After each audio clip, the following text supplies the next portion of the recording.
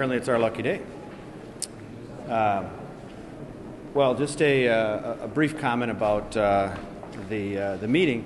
As someone who's married to a teacher, looking at Race to the Top, No Child Left Behind, any of the reforms that we're looking at in these initiatives, I always come down on the side of the teacher. You look at what the teachers are asking for. You look at what teachers in the classroom see each and every day. They see of their colleagues, or in some cases, they don't see of their colleagues. What a lot of this reform inheres, a lot of the reform we've been talking about for the last, at least as long as I've been down here, is reforming the process that benefits the teachers and benefits those teachers who are doing good, who are going the extra step, who are taking that going the extra mile for their students. So that's at least in my opinion, that's what we were talking about in there. That's the things we were looking at as an idea. I think there's maybe some little bit of room around the edges when it comes to negotiating with the unions, but if you're on the side of the teachers, I think the union will come along with us. I think it's a good place to start, though. Dave? Well, I thought we had a good overall meeting. I think you all know we were there, Race to the Top. How do we move education in Minnesota forward? How do we apply for and successfully gain these grants? And as we went through the conversation, obviously there are differences that involve the teachers' union, no question about that. But I think the essence of it all was that we all need to come together and collectively work for, frankly, what's best for our kids. And that's strong schools and a strong educational system that is driven by situations within the environment of schools that really promote strong education. And some of the elements that you all know about that the governor has been pushing for years are part of the Obama administration's Race to the Top program. And we're simply trying to unfold these in Minnesota, knowing it's not going to be easy and knowing that we're going to have to do it in a very bipartisan way. But if we can, we're not only going to be successful with respect to the application, but certainly long term. It's for the good of our kids, it's for the good of our future, it's for the good of our state. Representative Garofalo was had one of the initiatives about early graduation that we think was pretty important. You want to say a little bit about that? Or? Well, sure.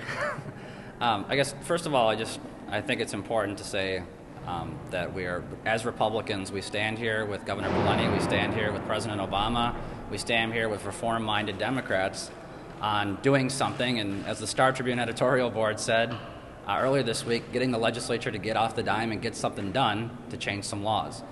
We do have a reform proposal of our own called the Early Graduation Achievement Act. This is a proposal that would save money.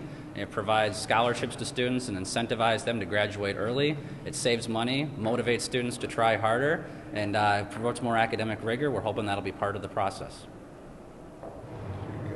Questions? Questions? So did you make any progress? You said what you want to do.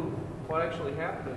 Do you agree on anything, or just say all these nice words we've heard? Well, I mean, I would let the commissioner and maybe the chairs of the education committee talk about some of the progress. But I do think there is progress. If nothing else, we've got a timeline. I'll let Representative Chair Greiling, out of deference to the chair of the committee, go through the timeline and some of the things that we're talking about. But yeah, I think if nothing else, we've got at least a process in place that will allow us to go forward. Whether or not we actually that comes to fruition, I put my faith in Senator Stumpf, Chair Greiling, Lead Garofalo, and those that have been on this process, on the reform process, for a number of years, actually started by Senator Pogemiller. And I would just say, I think everybody in that room believes strongly that we need to do something here. And again, I agree with Representative Zellers. I think as we look at our colleagues on the other side, I think there are opportunities here to come together to make this work. And I think these issues are so important that frankly we just have to. We just absolutely have to. We're willing to work with the majority on this and certainly with the governor's office, but we just have to. And I think coming out of this room today, I sense at least a personal commitment by everybody to do that. And I think that's the positive. Senator, this is the second time that you said you wanted people to come together. Specifically, what are you willing to abandon out of the proposals that are out there? Or what are the things that you're going to say, okay, Education Minnesota, we support that are on the table right now? Well, if you look at that list, and it's down on the floor here, but if you look at that list, there's a whole host of elements. What we want to do, first and foremost, are elements that certainly deal with the the whole issue of licensure, of doing those things which we need to do, frankly, to gain the acceptance of the federal authorities on these grants. But what specifically would you say, okay, well, this is a proposal by Education Minnesota or by the Democrats? Well, I don't think there's any question about it. The pay for performance is one of the big issues. And, is there something we can do to make that work in Minnesota? It's been something the governor has advocated for his entire governorship, as far as I remember. And, can we come together and make this work, not only for the good of the kids, but frankly, albeit $175 million over 4 years, to gain acceptance by the federal authorities and be able to get some of this race to the top money. That's secondary. I think the emphasis has to be what's good for the kids. And strong and vibrant schools are what's good for kids. I think we can all agree on that. Was there any talk about the budget in there? A lot. No, not really. Just limited to race at the top. Yeah, I mean, just looking at the application, looking at some of those things that we agree on, process, the alternative licensure thing is a big deal, but Boston Scientific is literally right in my district. Upshur Smith's is a pharmaceutical lab. Now, would it be a good idea to maybe get one of those folks that invented a heart valve or has chemistry experience to come into the classroom, the senior high classroom, for a couple of hours a week or a month, or to benefit, to help the teacher along the standpoint?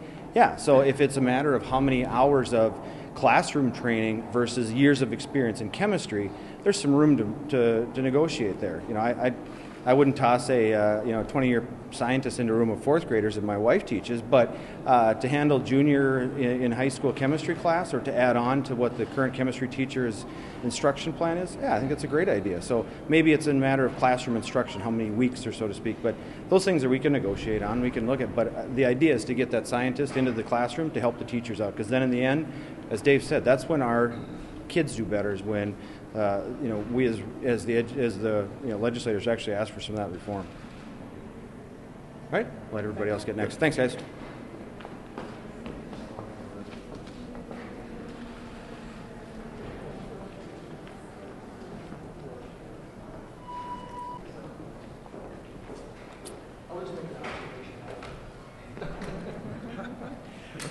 Well, Senator Stumpf and I are going to convene a group next week and take the Education Committee to China. We think we can get the union and the governor to both give, because they're both intractable and too far on the side of yes or no. And Senator Stumpf and I think we can pull the rabbit out of the hat and actually get some agreement so we can get the race to the top money. And if we don't, we still think the kids of Minnesota will be winners, instead of having one side or the other say no to the other side. It's hard to follow that kind of optimism, but no, I think the sense of urgency is with us all, that we have a limited number of weeks left, and we have just gotten the information back from the results of the race to the top, which we did not get. And I think all of us would like to see us put a package together that we can gain the points that we need so that we win that race to the top application next time. And I think the best way to do that, both the House and the Senate have been working, our committees have been working, is to get all the players together, and Representative Greiling and the Senate, the Education Committee, will meet with a group next Tuesday, Monday or Tuesday, and we will try to discuss a package of legislation that we can hopefully be the kind of the outline or the basis for that next application. On Wednesday of next week, Minneapolis is going to host a multi-state, well, I guess all the states that are going to apply for the second round of Race to the Top, and that's going to be a workshop. And Tennessee and Delaware, the two winners of the first application, are going to be there and give us advice and suggestions on how we can perfect our application. And so we will have a delegation there, and that hopefully will put the finishing touches on what we hope to achieve. There's still a lot of rough edges, a lot of work to be done, but I think this will be hopefully the beginning of something that we can hold as accomplishment. And I'm just going to add to this that the two of these folks are willing to bring people together to work on this issue, and I think that's important right now. They're going to be able to bring together the union folks as well as the district folks and make sure that what we're doing here, whether this application would be successful or not, of course the hope is that if we make a second application is successful, but the principle should be that what we apply for, what we outline in the application, is going to help kids learn in the state and that they're going to achieve better in the state, no matter if it's successful or not. If we receive the money, which would be a great thing, it would be a help and would speed up the work of the state of Minnesota in helping kids achieve. But whether or not, it should be something we're committed to. And I think that that's maybe one of the things that was really lacking in the first application, is being committed to the pathway of helping kids be successful. And so I really want to applaud Senator Stumpf and Representative Greiling for bringing people together and working on this issue.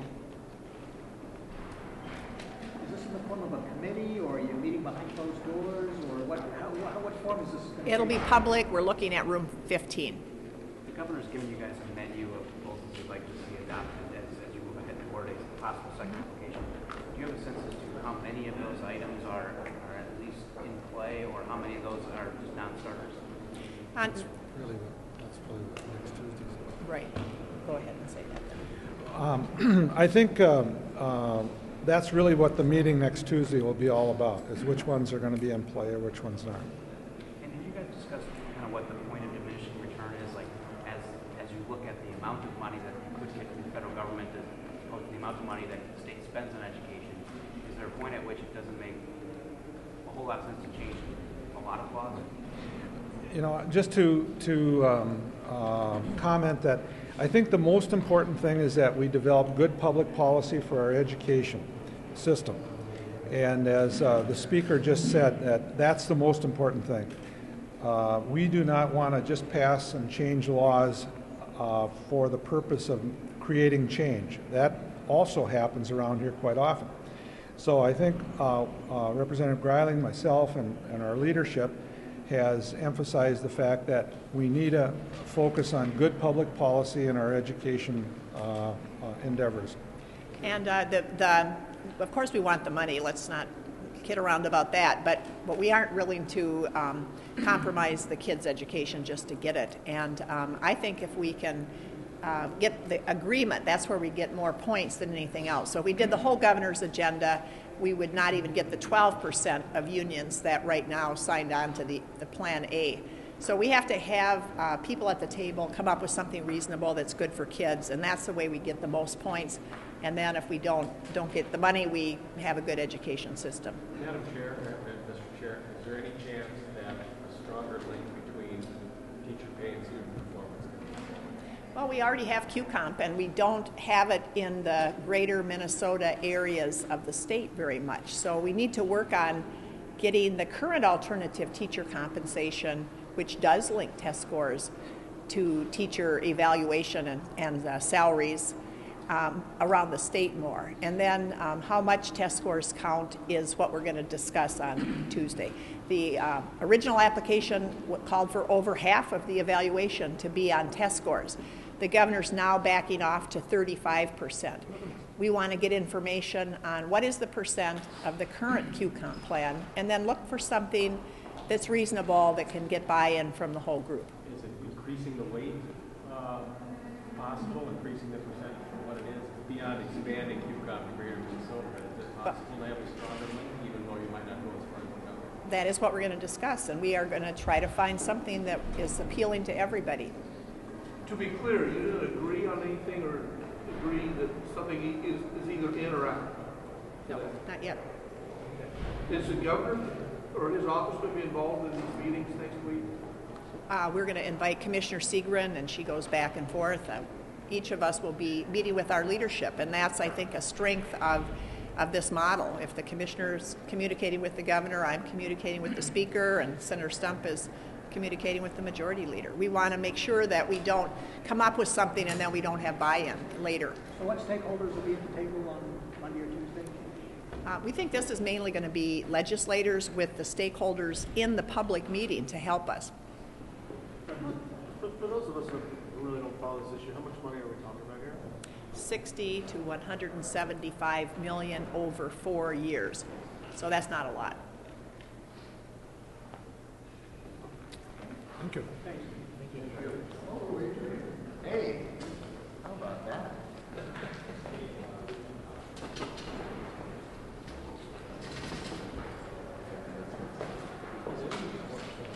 We've seen these charts before, but we like them so much that I wanted to. So he's back to being a green governor? Yes, By exactly. recycle? This is green. Reuse, reduce, recycle.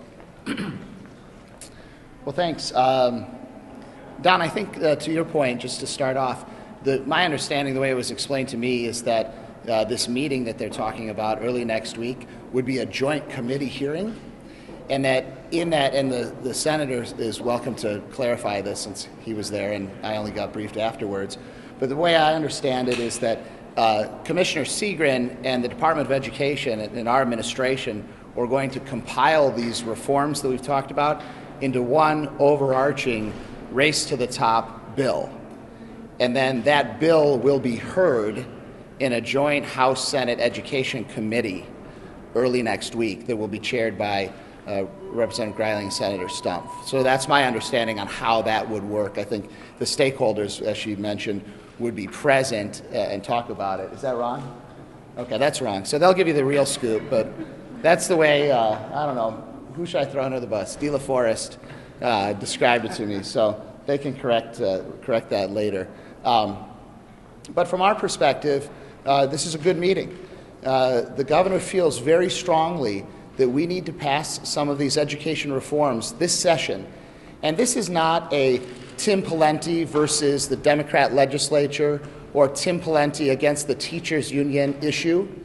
There is a consensus, a bipartisan consensus nationally about the types of education reforms that we need to make sure our kids can succeed. And so the ideas that we're talking about, and there's some strengths on this chart, some of the positives that were outlined from Minnesota's application, and then I'll talk a little bit about some of the weaknesses. But this is not, as I said, Tim Pawlenty against the DFL legislature or Tim Pawlenty against the teachers union. These items are put forward by President Obama and Secretary of Education Duncan. There is a bipartisan consensus that these are the types of reforms that are needed and are important, and other states are passing these reforms. Minnesota, for years, has led in education reform. Of course, we were the first state in the nation with charter schools. We led with some of our student testing. We led with open enrollment. And so Minnesota has led the way. But those reforms as well were originally opposed by the teachers union, but eventually they were passed and are now part of law and are widely accepted and have been copied by many other states. Unfortunately, a large number of those states have started to move past us and have started to enact the kinds of reforms that President Obama and Secretary Duncan are calling for in their Race to the Top application. And as Representative Greiling was saying, the amount of money here is not dramatic. It's, on the top end, $175 million over 4 years. So while the money and the competition has helped crystallize this issue, it's not really the main focus. The main focus is to pass these needed education reforms and to improve our K-12 education system in Minnesota. And we think that's real important to do. And so, notwithstanding the legislature's reluctance to pass some of these things in the past, we are heartened that the legislative leaders told us today that they are willing to take a fresh look at this. And we appreciate that. We pledged to work with them to put these ideas into a bill and to bring that to a session where we can have more discussion about that. And so that's a very positive development from our perspective, to hear that the legislature is open and willing to consider these ideas, because we think they're real important. Let me just go to some of these.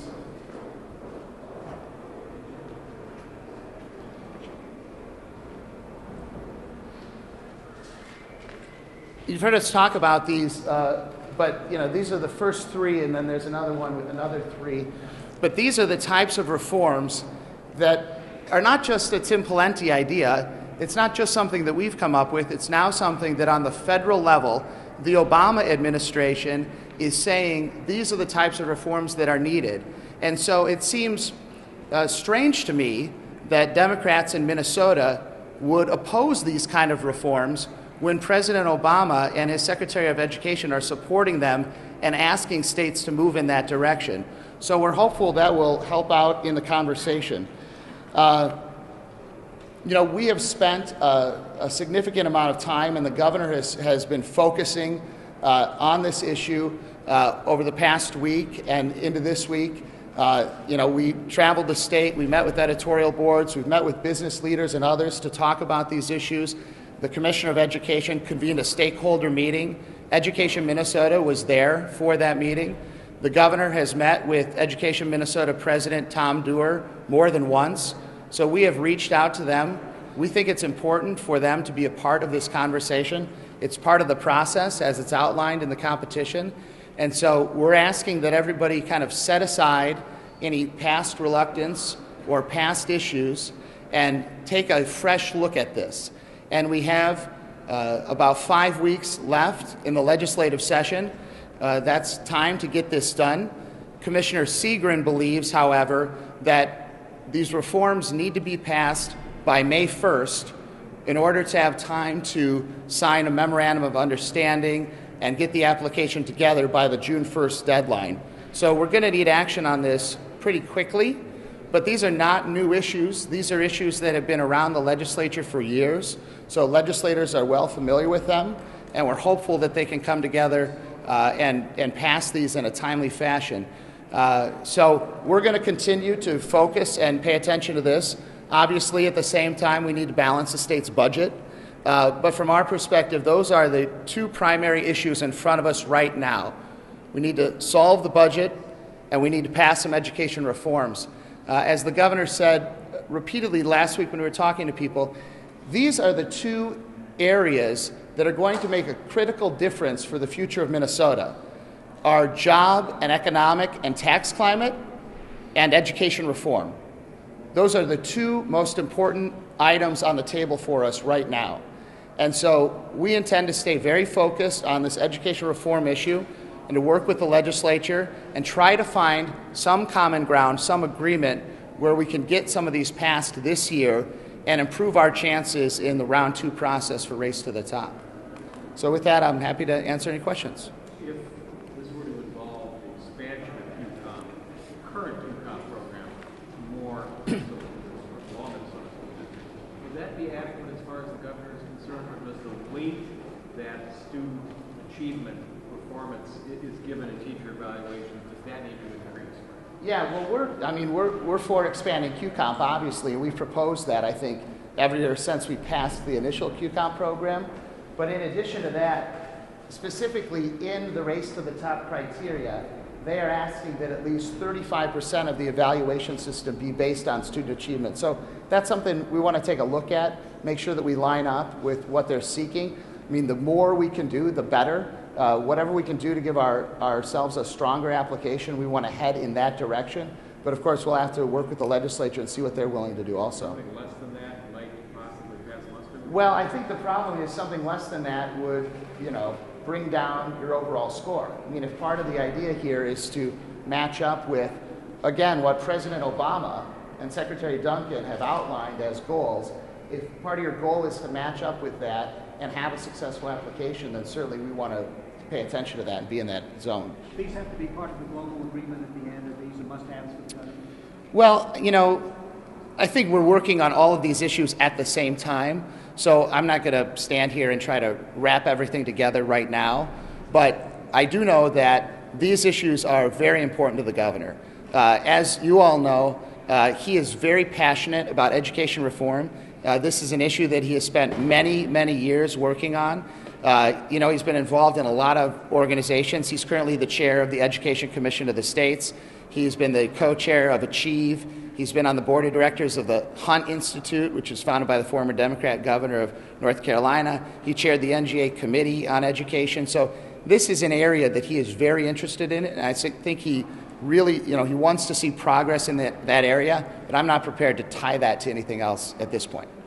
Is this important enough for the governor to testify himself in this committee? Well, we as a policy, the governors typically don't testify in front of the legislature, so I think we'll stick to that. I'm always willing to, but that's, I think, frowned upon. Commissioner Seagren, I'm sure, will do a fantastic job representing our administration. Brian, have you guys met with the education minister since? You said that you've met with them more than once. Was that in the last week since all this happened? The Commissioner Seagren and our staff have met with representatives from Education Minnesota very recently. I'm not sure if that was yesterday or late last week, but within the last few days, representatives from Education Minnesota have met with our governor's office staff and Department of Education officials to talk about trying to find some common ground. But not with the governor himself? Not with the governor himself. Anybody else?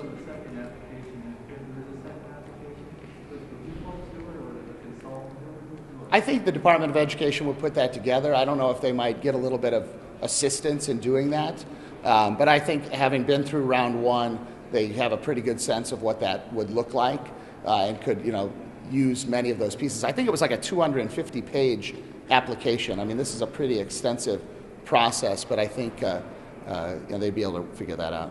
Did you say May 1st is the hope for passage of some of these items?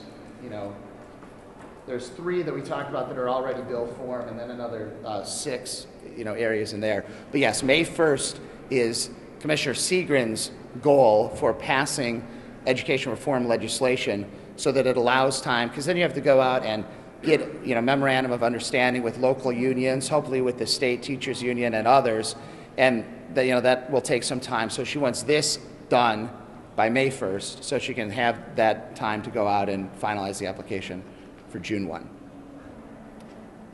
Anybody else? One of my charts went missing. I don't know if that's a bad sign. One of my charts. The majority leader has one of my charts, but no rabbis today. Yes. If that's all, then we'll turn it over. Senator, do you want to take this one now? Yeah, we sure. This one. Sure.